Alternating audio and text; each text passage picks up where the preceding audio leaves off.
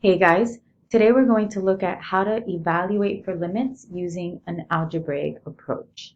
Now to kind of start investigating on how we would do this, first we're going to look at this particular function, and here's the graph. So in the previous lesson we learned how to find limits using the graph, so that's why we have this here so we can verify our algebraic answers. Now we have the function f of x is equal to x squared plus x over x squared plus 4x plus 3. Before we get into it, let's go ahead and factor this function and see if we can simplify it. In the numerator, we can factor out an x, and we will get x times x plus 1.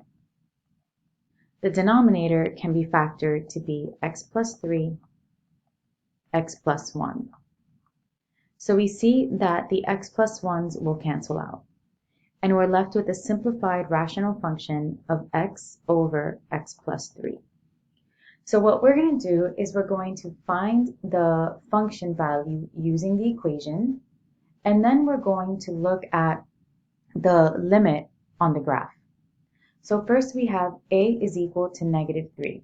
So I'm going to go ahead and plug that in, and we get negative 3 over negative 3 plus 3. Which what we get is negative 3 over 0, and when you have 0 in the denominator, that means that this function at x is equal to negative 3 is undefined. Now let's try to find the limit as x is approaching negative 3. If you go to x is negative 3, what we have there is an asymptote. And so since this is a general limit and not a one-sided limit, that means that this limit does not exist because we have an asymptote. And because we have an asymptote, that's why the function value was undefined. Now, if we have a is equal to negative 1, we're going to find f of negative 1. So we're going to plug that in, and we get negative 1 over negative 1 plus 3. Which we end up with negative 1 over 2, so negative 1/2. Now if we try to find the limit as x is approaching negative 1, here's the negative 1, we have a hole, but remember, as long as the left matches the limit from the right, that is our answer. So we end up with a limit of negative 1/2. Now let's go to 0. When a is equal to 0, if I'm finding f of 0 from the equation, we get 0 over 0 plus 3, which is equal to 0 over 3. And 0 divided by anything is going to be 0.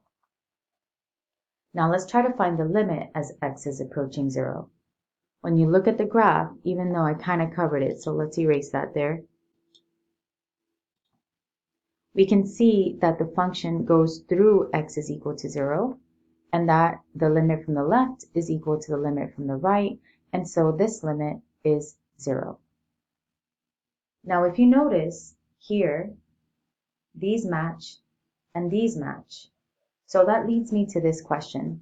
When a function is defined and continuous at a value of x is equal to a, these are those values, how can we determine the limit as x is approaching a of f of x analytically? Analytically just means using our algebra. And what we essentially did here is that these limits here match. And that's because we plugged it in and we actually got a value. So basically that leads us to our first method of evaluating limits. Just plug in the number. So let's try that out. This is called the substitution method, when you're looking at the value that x is approaching and you just substitute it into the equation that's given.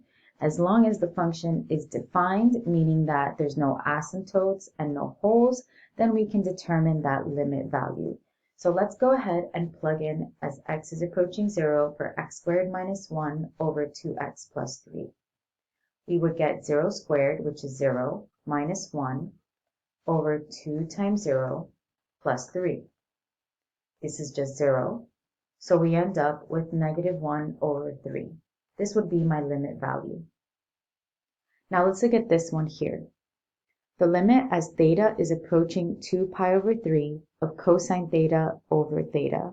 So let's plug in the 2 pi over 3, and we get cosine of 2 pi over 3 all over 2 pi over 3.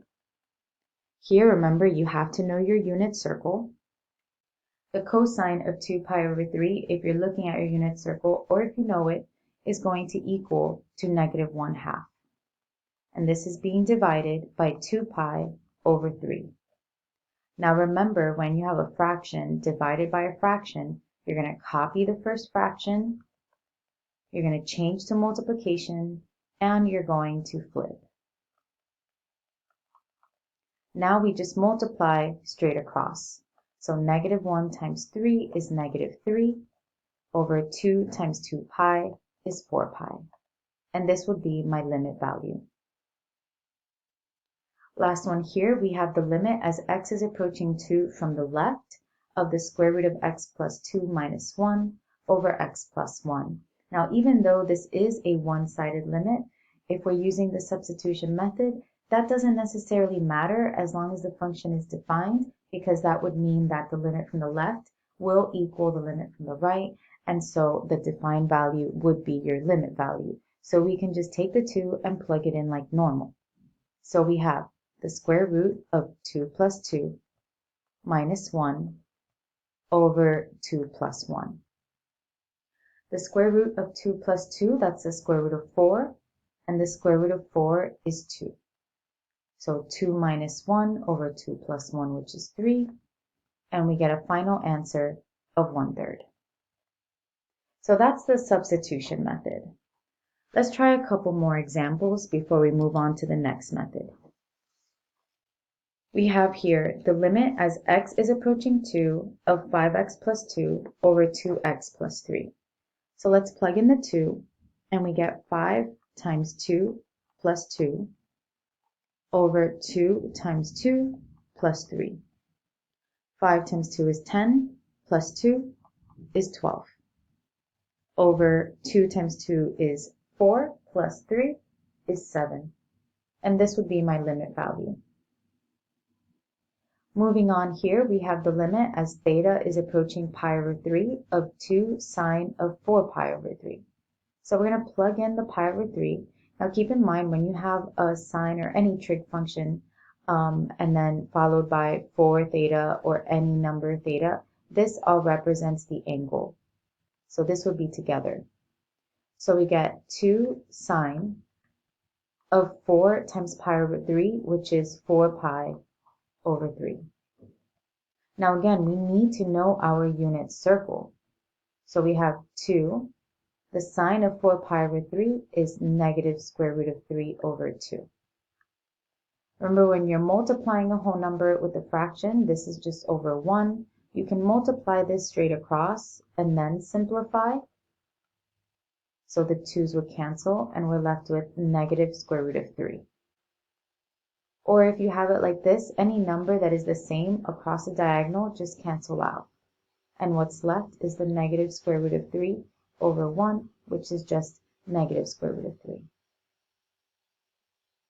Last one here, we have the limit as x is approaching 3 of 1/2 of x squared minus 2x plus 3. So let's plug in the 3. We have 1/2 times 3 squared minus 2 times 3 plus 3.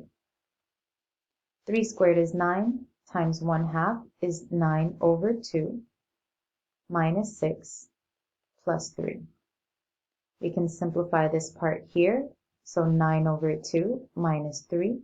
In order for me to be able to subtract, I'm going to put this over 1 and find my common denominator, which is 2. So I'm going to multiply this 1 by 2 and also the numerator by 2. So we get 9 over 2 minus 6 over 2, which leaves me with a final answer of 3 over 2.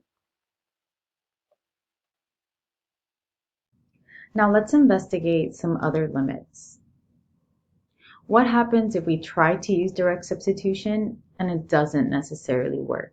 So let's test this out. So we have here the limit as x is approaching negative 3 of this rational function. So direct substitution means you don't touch the function, you're just going to plug in. So let's do that now for this one. We have negative 3 squared plus 2 times negative 3 minus 3 over negative 3 squared plus 5 times negative 3 plus 6. When we work this out, we get negative 3 squared, so 9, minus 6 minus 3 over 9 minus 15 plus 6. 9 minus 6 is 3, minus 3 is 0, over 9 minus 15 is negative 6, plus 6 is 0. If you ever end up with 0 over 0, this is indeterminate. Typically, when you have anything over 0, it's undefined. But because the numerator is also 0, this must mean that something's going on in the function that we just can't figure out. So we just call that indeterminate. And we're going to investigate this function some more so you can see why this was 0 over 0. Now let's plug in negative 2 for the same exact function and see what happens there. We have negative 2 squared plus 2 times negative 2 minus 3 all over negative 2 squared plus 5 times negative 2 plus 6. If we work this out, negative 2 squared is 4 plus 2 times negative 2, so minus 4 minus 3 all over 4 minus 10 plus 6. 4 minus 4 is 0, minus 3 is negative 3, over 4 minus 10 is negative 6, plus 6 is 0. Now this we know, we have a 0 in the denominator, making this undefined. Now let's examine that same exact function, but using the graph. So this is the function we were just looking at. Now just because the function is undefined at a value does not mean that we cannot find the limit. So we're going to go back to finding these limits graphically, and then we'll talk about how to find it algebraically. So if I were looking at the limit as x is approaching negative 3 of the function, you can see that what we have at negative 3 is a whole. That's why we ended up with 0 over 0. It's because the limit is approaching a number, but it is undefined at that value. So if you were using the graph, I mean, it's kind of hard to tell because my writing here is blocking, but each of these solid black lines, like the thicker ones, are 2. So this is 2, and then this would be 4. So this limit is 4. Now the limit as x is approaching negative 2 from the left. At negative 2, we have a vertical asymptote. That's why we had 0 in the denominator. So if we're coming from the left, we see that the function is going up forever, so this limit would be infinity. If I'm coming from the right, my graph is going down forever, so this limit would be negative infinity. As a reminder, when you have one-sided limits, your answer could be infinity or negative infinity, and we always want to give an answer. Now, if I were to ask you for the limit as x is approaching negative 2, like the general limit, then these are not real numbers, so the general limit would equal to does not exist. This leads me to the second method of finding limits algebraically, which we did in the very first slide, and that is to factor. So this is the exact same function we've been working with, so I want you to see how we get those numbers that we did when we looked at the graph. So let's go ahead and simplify this rational function. X squared plus 2x minus 3 can be factored to be x plus 3, x minus 1. And then x squared plus 5x plus 6 would be x plus 3, x plus 2. The x plus 3's cancel, which that's where you have the whole. So that's why here at x is equal to negative 3, which is where the factor is equal to 0, we have the whole, but we still were able to find the limit graphically. This leaves me with a simplified rational function of x minus 1 over x plus 2. Once you have it simplified, then you go ahead and plug in that limit. So what we're looking for here is the limit as x is approaching -3 of my simplified rational function, which is x minus 1 over x plus 2. Now it's important, I haven't really been doing it so much because we're just kind of getting started in evaluating, but it's important to note that on the AP exam, whenever you're working with limits and finding limits algebraically, if it is an FRQ, you want to make sure that every step of your work includes the limit statement. So I've factored this, and then I'm going to rewrite my limit using the simplified version, and now we're going to go ahead and plug in the -3. -3 minus 1 is -4 over -3 plus 2, which is -1. And -4 divided by -1 would give me an answer of 4. And if we go back to look at our graph, that's exactly what we got when we found the limit graphically.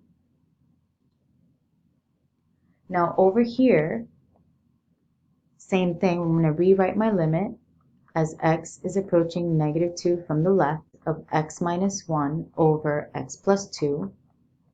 Now if I were to plug in -2, we would still end up with 0 in the denominator.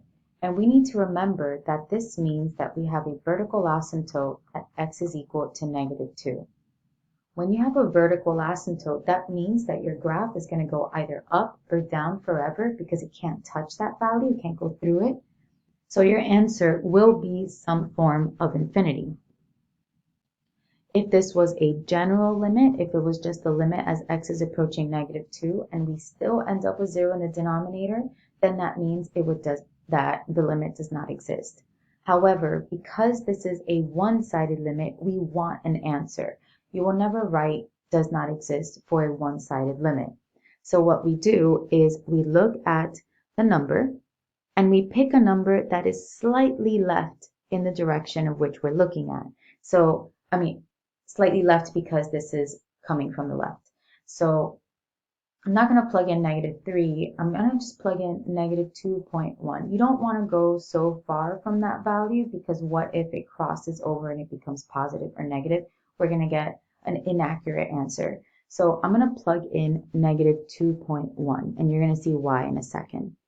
So -2.1 minus 1 over -2.1 plus 2. Now what we're doing here is I don't care about the actual numeric answer, simply because I know my answer is going to be either positive infinity or negative infinity. So what we're going to note here is the sign. So -2.1 minus 1, that is a negative answer. And -2.1 plus 2 is also a negative. When you do a negative divided by a negative, that gives us a positive answer. So that must mean that our answer would be positive infinity. And again, if we look at our graph, as x is approaching -2 from the left, that's what we said would be up to positive infinity. So that's how you would find one-sided limits when you have an asymptote. Let's practice this method a little bit more. We have here the limit as x is approaching 4 of 2x squared minus 6x minus 8 over x to the third minus 16x. Now, you know how for substitution, that should always be the first method that you try simply because it is the easiest method. However, when you have a rational function, most of the time you're going to have to factor, and it also would make plugging in numbers if you use substitution easier. But how I know that I have to go through this process rather than plugging in the 4 and hoping I get an answer is I look at the denominator. If I plug in the 4 to the third is 64, minus 16 times 4, which is 64. So 64 minus 64 would give me 0. So if I end up with using substitution and I have 0 in the denominator, that means that we have to use some other method, which is why we're going to factor. So that's what I do when I see a rational function. I check the denominator first. If the denominator is equal to 0, that means factor. So that's just a little trick there. Okay, so let's factor this numerator. 2x squared minus 6x minus 8, they all have a 2 in common. And that would give me x squared minus 3x minus 4. Now x to the third minus 16x, I can factor out an x, and I get x squared minus 16. We can continue to factor. We have the 2 in the numerator. X squared minus 3x minus 4 would be x minus 4, x plus 1, over x, and then x squared minus 16 is a difference of squares, so this would be x minus 4, x plus 4. These x minus 4s would cancel. So this would be my simplified rational function. So let's rewrite that limit. The limit as x is approaching 4 of 2 times x plus 1 over x times x plus 4. Now we're going to plug in the 4. So we get 2 times 4 plus 1, which is 5, over 4 times 4 plus 4, which is 8. Now you can just multiply this now and then simplify, or you can simplify as you go. 2 and 4 or 2 and 8, you can simplify by 2. So I'm going to do 2 and 4. So this 2 divided by 2 is 1, and 4 divided by 2 is 2. So this would give me 5 over 16. It's just easier to simplify before multiplying because you're simplifying with smaller numbers versus larger numbers. But either way is fine. Let's look at this next one here. We have the limit as x is approaching negative 2 of this function. So let's go ahead and factor. X squared minus 5x minus 14 can be factored to be x minus 7, x plus 2. Now in the denominator, we have 3x to the third plus 3x squared minus 6x. Everything can be divided by 3, and I can also take out an x from each term. So I'm going to factor out a 3x, which would leave me with x squared plus x minus 2. Now we can factor that completely. So we have x minus 7, x plus 2 over 3x, and then this is factored to be x plus 2, x minus 1. So now these x plus 2's will cancel, and I can rewrite my limit. The limit as x is approaching negative 2 of x minus 7 over 3x times x minus 1. Now we can plug in the negative 2. So negative 2 minus 7 is negative 9 over 3 times negative 2, which is negative 6, over negative 2 minus 1, which is negative 3. I can simplify these here because it's an easier division. Negative 9 divided by negative 3 would be a positive 3. And then 3 over negative 6 can be simplified to negative 1/2. Finally, in this one, we have the limit as x is approaching negative 3 from the right. So let's go ahead and do that. We're going to factor this out. X squared minus 3x plus 2 can be factored to be x minus 1, x minus 2, over x squared plus 2x minus 3 can be factored to be x plus 3, x minus 1. We can cancel out these x minus 1's, and now this would be our simplified rational function. So let's rewrite that. That's the limit as x is approaching negative 3 from the right of x minus 2 over x plus 3. Now notice here that if I were to just do direct substitution after factoring, we would end up with 0 in the denominator. If this was a general limit, meaning that plus sign was not there, it would just be the limit as x is approaching negative 3, then we would write that this limit does not exist because there is a vertical asymptote here. However, this is a one-sided limit, so we want to know which infinity is it going to. Is it going to positive infinity? Is it going to negative infinity? So we're going to pick a number that is to the right of negative 3. Remember, you're just going to do one decimal point. So I'm going to choose negative 3 point, I'm going to pick negative 2.9. That's to the right of negative 3. So negative 2.9 minus 2 over negative 2.9 plus 3. And we're just going to take note of what the sign would be. Negative 2.9 minus 2 would be negative, and negative 2.9 plus 3 would be positive. So a negative divided by a positive would give me a negative answer. Therefore, the answer to this limit would be negative infinity. So that's the factoring method. Let's look at our final method.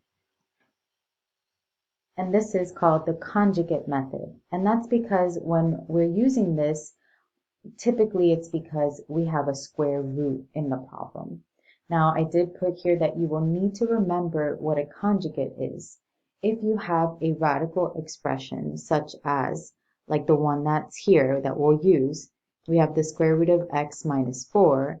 Its conjugate would be the square root of x plus 4. You only switch the middle sign, or the sign that's between the radical and whatever else, if it's another radical or a number. Now, how do we know if we have to use this conjugate method? Typically, if you see a square root, but sometimes substitution works. So again, I always just look at the denominator, because this is when you have a radical rational expression. If I plug in 16 in the denominator, I end up with 0. So that's a problem. So that means that I'm going to have to use the conjugate method because I also can't factor this because of that radical. So you look at wherever the radical is and you're going to use the conjugate, which is the square root of x plus 4. So you're going to multiply both the numerator and the denominator by the conjugate. Really, what you're multiplying here is just 1. Simply because when you have something divided by itself, that's always just going to equal to 1. So we're not actually changing this expression, we're just changing what it looks like to then be able to find that limit. Now, something to take note of. You are only going to distribute the conjugates. What do I mean by that? In the numerator, these are the conjugates. I'm going to go ahead and distribute that. I'm going to multiply it all out. So square root of x times the square root of x. Remember, if you have a square root times a square root with the exact same thing inside, the square root just cancels. So this would be x. The square root of x times 4 would be plus 4 square root of x. Since remember, a number outside and a number inside of a radical cannot be mixed, you would just multiply them by putting them next to each other. Then negative 4 times square root of x is negative 4 square root of x. And negative 4 times 4 is negative 16. Now in the denominator, these are not conjugates. I'm not going to actually distribute. We're just going to keep them as their factors and write them next to each other. So this is x minus 16 times the square root of x plus 4. And you're going to see why we don't distribute in a second. And also, it's nicer to not have to distribute everything because it's a little less work for us.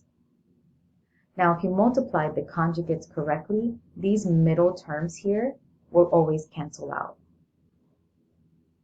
So what we're left with in the numerator is x minus 16 over x minus 16 times the square root of x plus 4.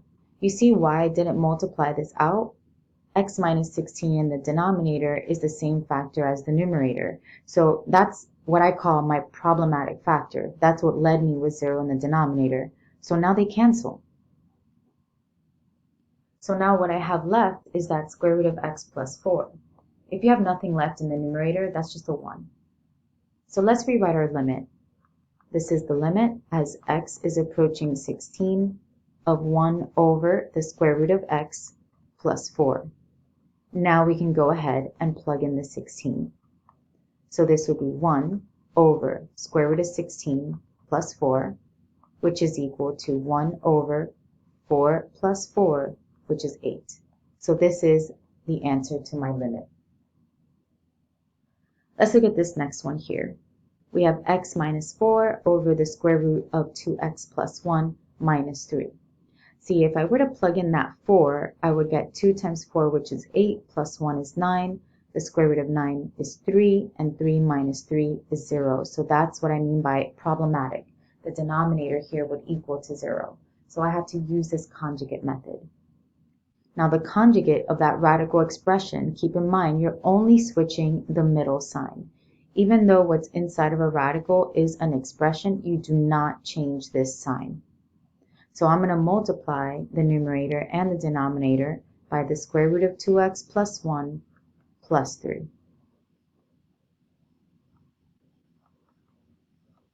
Remember, we only distribute conjugates, so I'm not going to distribute this part here. So we have x minus 4 times the square root of 2x plus 1 plus 3 over, now we distribute the square root times the square root. Remember, it's the same thing inside, so the square root will cancel and we're left with 2x plus 1. Then the square root of 2x plus 1 times 3 is plus 3 square root of 2x plus 1. Then when we distribute the negative 3, we have negative 3 times the square root of 2x plus 1. And then negative 3 times 3 is minus 9. See how my conjugates here, or rather these middle terms always cancel. Let's rewrite this. We get x minus 4 times the square root of 2x plus 1 plus 3 all over. We have the 2x and then the 1 minus 9, which is minus 8. Now what I notice here is that this denominator can be factored. They both have a 2 in common. So let's rewrite this out.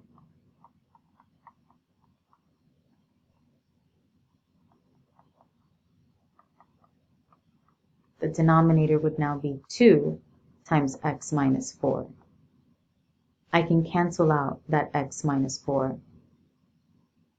And now let's rewrite this limit. The limit as x is approaching 4 of the square root of 2x plus 1 plus 3 over 2. Now we can plug in the 4 because the denominator is no longer going to equal to 0. When I plug in 4, I get the square root of 8 plus 1, which is 9, plus 3 over 2. The square root of 9 is 3, plus 3 is 6 over 2, which leaves me with a final answer of 3. So that's your conjugate method and the last of the methods. So let's go ahead and look at some other examples where we're going to apply all 3 methods. So for each of these, we're going to look at them and see which method we think is going to benefit. For this first one, we have the limit as x is approaching pi over 4 of 2x cotangent of 3x. Now, whenever you have trig, typically that's just substitution.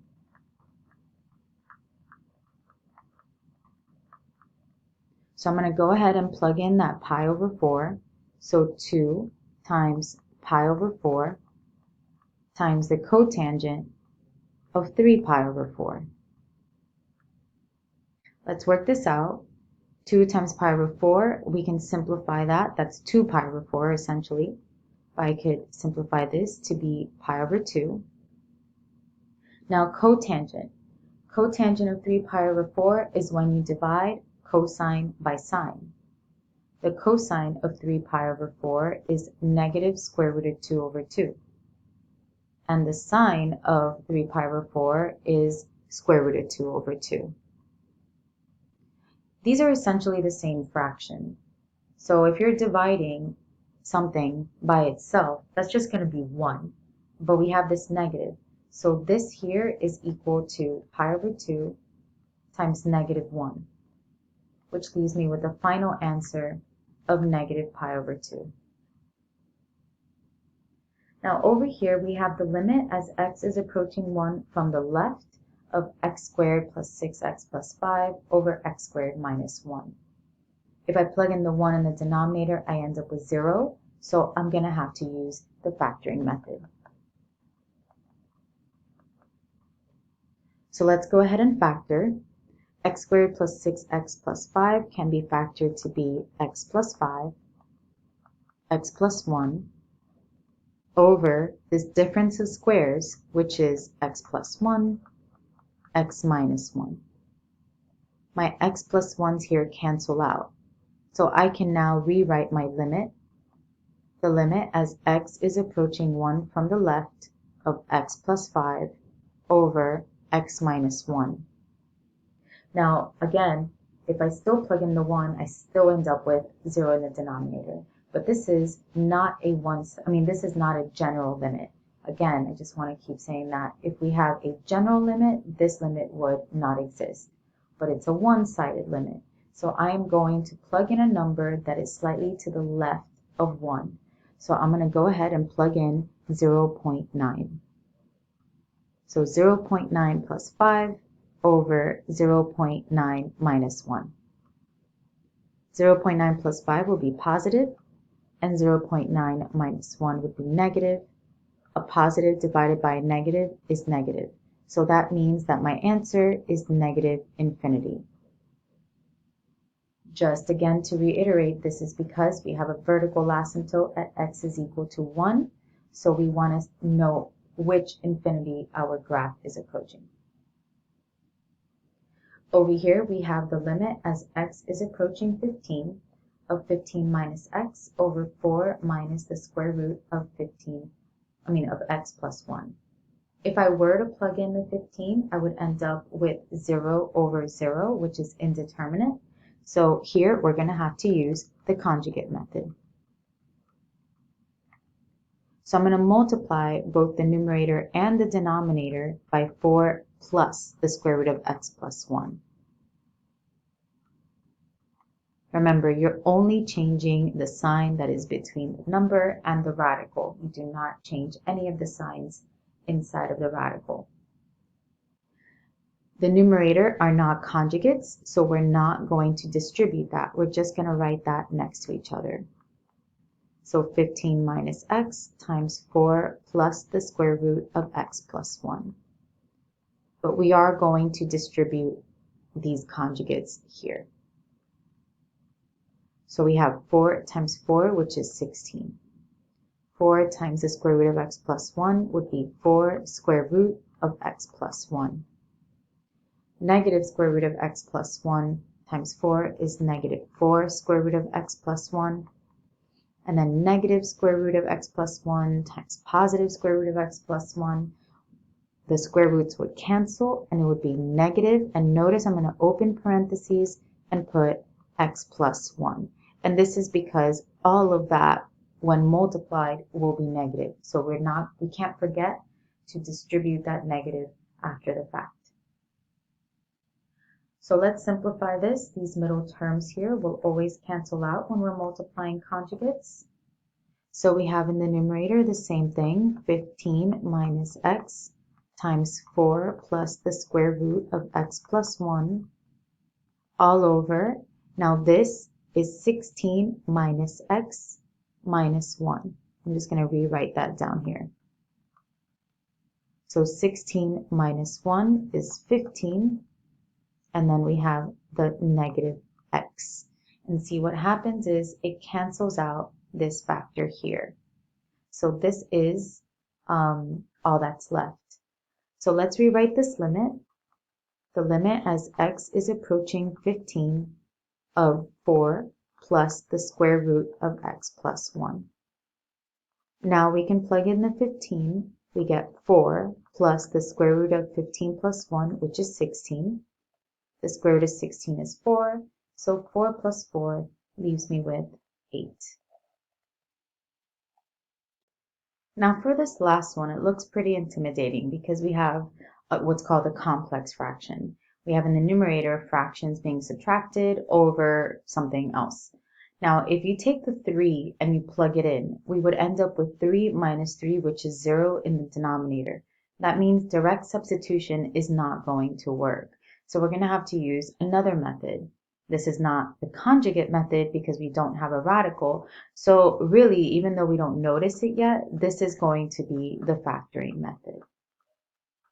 Whenever you have a complex fraction, you have to focus first on wherever you have the subtraction of fractions. So, or addition, whatever the operation is, which is here. We want to write this as one fraction rather than two separate ones. Because if we write it as one, then it would be a fraction divided by, we can turn this into a fraction, and we know how to do that. So 1/3 minus 1 over x.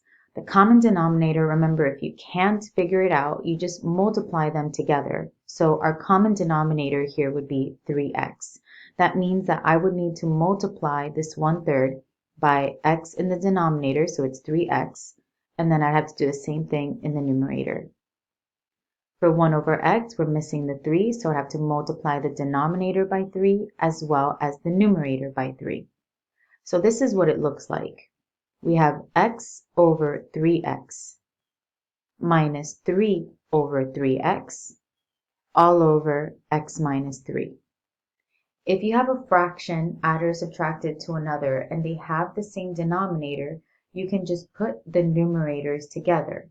So this is the same thing as saying x minus 3 over 3x all divided by x minus 3. Now, like I said, we have this fraction divided by this fraction. So now we copy, change to multiplication, and flip. So we have x minus 3 over 3x.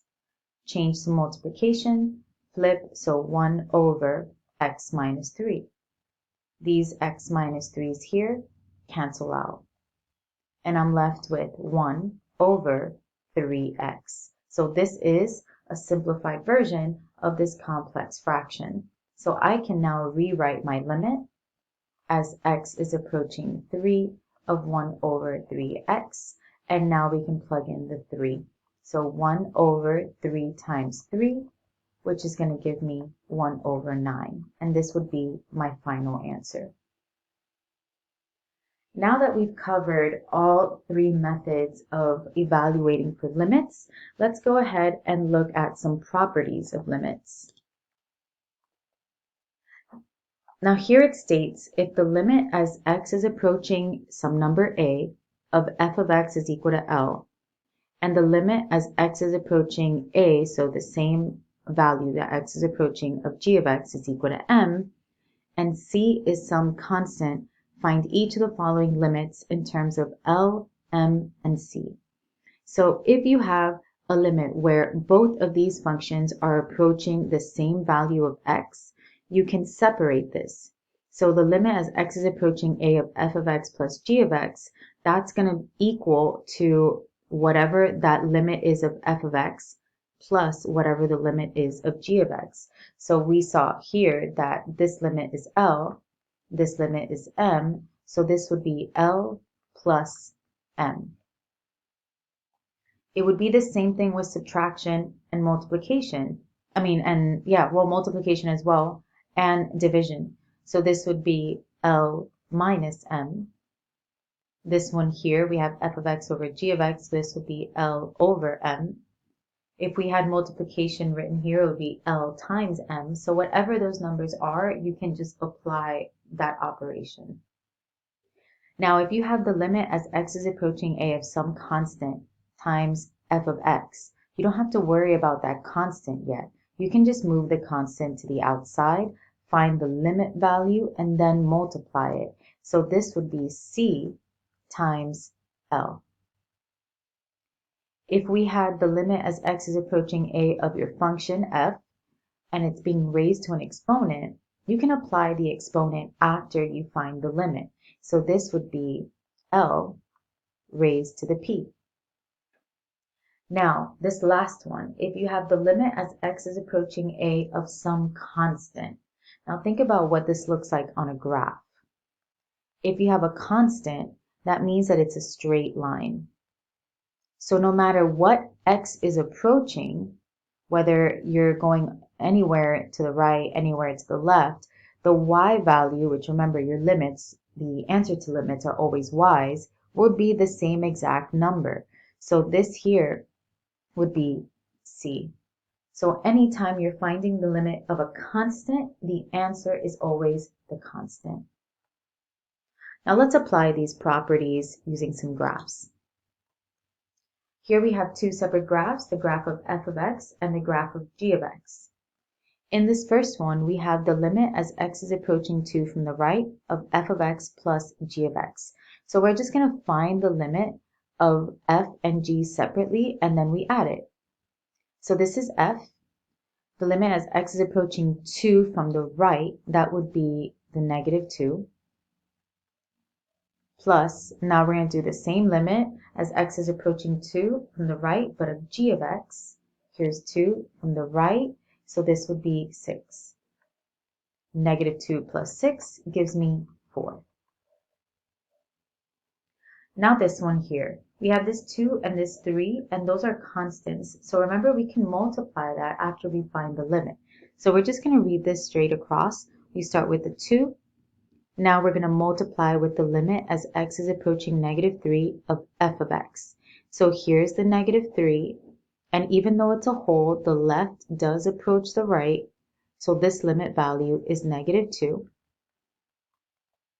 minus 3, and now we're going to find the limit as x is approaching negative 3 of g of x, which will be right here. This is negative 3, so this is 1. 2 times negative 2 is negative 4 minus 3, and that gives me a final limit answer of negative 7. Over here, we have the limit as x is approaching negative 6 of negative 2 f of x over g of x. So again, I'm going to copy this negative 2. I'll multiply that after. The limit as x is approaching negative 6 of f of x, here's negative 6. And when I go to the y, it's 1 over the limit as x is approaching negative 6 of g of x, which is, here's negative 6. Now we have this defined value, but remember that doesn't matter. We're looking for the left and the right matching, which is 4. So this will give me negative 2 over 4, which can be simplified to be negative 1/2.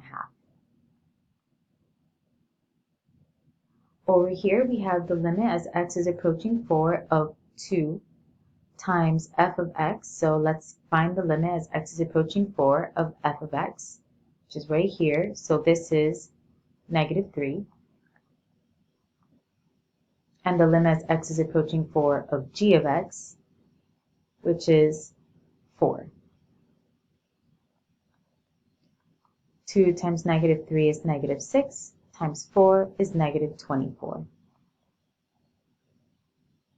Next, we have the limit as x is approaching negative 2 of f of x squared. So we're going to find this limit first, and then we're going to square it. Here's f of x. Here's the negative 2. That limit value is negative 5. So we're going to do negative 5 squared, which equals to positive 25. Last one, we have the limit as x is approaching 2 from the right of the square root of 2 times g of x. This is where we actually find the limit now for g of x of 2 from the right, which is 6. And this gives me an answer of the square root of 12, which if you wanted to, you can simplify. So 12 can be simplified to 4 and 3. And 4 is 2 and 2, so here's my pair. And this 3 would stay inside. So I can write this as 2 square root of 3. However, if this was an FRQ, either answer would be acceptable. But if this was a multiple choice answer, you would want to see if this answer isn't there, then simplify to see if this answer is an option. And that's evaluating limits.